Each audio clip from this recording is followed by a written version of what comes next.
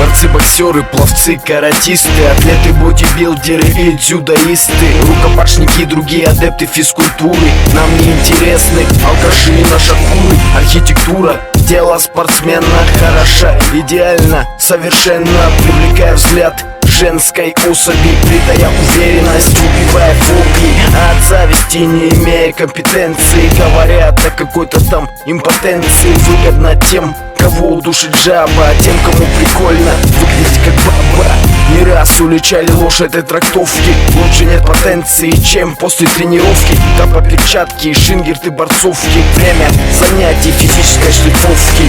Уважение спортсменам и спортсменкам от души выражаю этим треком. Нас немного, но не так уж и мало, как прежде в теле хоть и многое бывало.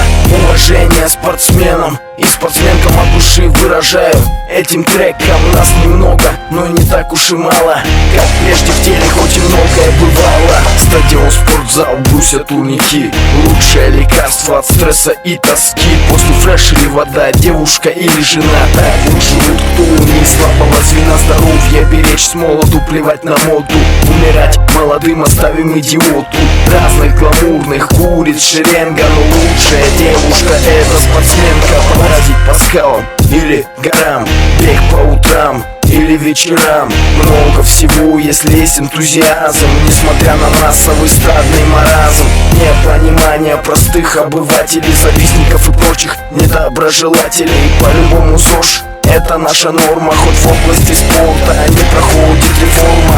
Уважение спортсменам и спортсменкам от души выражаю этим треком. Нас немного, но не так уж и мало, как прежде в теле хоть и многое бывало.